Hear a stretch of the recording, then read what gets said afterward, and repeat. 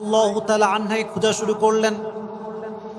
খুঁজতে খুঁজতে তিনি দেখতে পেলেন আয়েশা রাদিয়াল্লাহু তাআলা আনহা মরুভূমির মাঝখানে চাদর মুড়ি দিয়ে শুয়ে আছেন। উনি বুঝতে পারেন এটাই আয়েশা রাদিয়াল্লাহু তাআলা আনহা।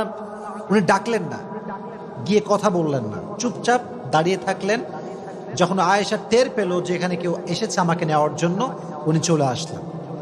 এবার তাকে নিয়ে সে ফিরে আসলো নবীজির কাছে। কিন্তু যেহেতু সফরের সবাই ফিরে গিয়েছে বাসাতে, আর সর্বশেষ আব্দুল্লাহ ইবনে মুআত্তাল আম্মা জান আয়েশাকে নিয়ে ফিরে এসেছেন, মুনাফিকদের সর্দার আব্দুল্লাহ ইবনে সালুল সুযোগ পেয়ে গেল। কি সুযোগ? এবার সে ব্লেম শুরু করলো যে আয়েশার সঙ্গে এই সাহাবীর একটা জেনার সম্পর্ক আছে। সকলে বলেন নাউজুবিল্লাহ। পৃথিবীর সবচাইতে সতীত্ববান নারীর উপরে জেনার ব্লেম, কত বড় মারাত্মক জঘন্য অপরাধের ব্লেম। আপনি চিন্তা করতে পারেন কার ব্যাপারে?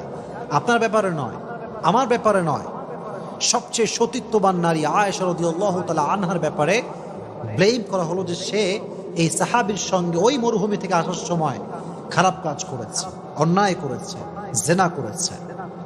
কিন্তু বিষয়টা আয়েশা জানতেন না যে আমার বিষয়ে এই ব্লেমটা করা হয়েছে।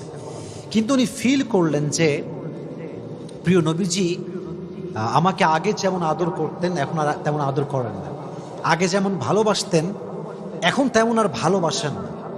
এটা তিনি ফিল করতে শুরু করেন। But she had no idea যে আমাকে এরকম একটা ব্লেম করা হয়েছে। তো একটা সময় গিয়ে আয়েশা রাদিয়াল্লাহু তাআলা আনহা বাবার বাসায় আসলেন। বাবার বাসায় যখন আসছে তখন আশেপাশের লোক বলতে শুরু করছে, আয়েশা তোমার নামে তো এরকম গুজব ছড়ানো হচ্ছে, তুমি নাকি অমুক সাহাবীর সঙ্গে এই সম্পর্ক করেছিলা সফর থেকে ফিরে আসার সময়। এটা শুনে আয়েশা রাদিয়াল্লাহু তাআলা আনহা just she was shocked and thundered. এটা কেমন কথা, কত বড় মিথ্যা অপবাদ আমার উপরে। কিন্তু দেখেন পৃথিবীর নির্মম বাস্তবতা হচ্ছে কষ্টে পড়লে বোঝা যায় যে কে আপন কে পর। কষ্ট বিপদ হচ্ছে এমন একটা জিনিস যেটা মানুষকে চিনিয়ে দেয় যে কে আমার আপন কে আমার পর। আমার যখন খুব কষ্ট আসে, খুব বিপদ আসে, আমার একদিক থেকে খুব ভালো লাগে যে আমি আমার আপন মানুষ চিনছি।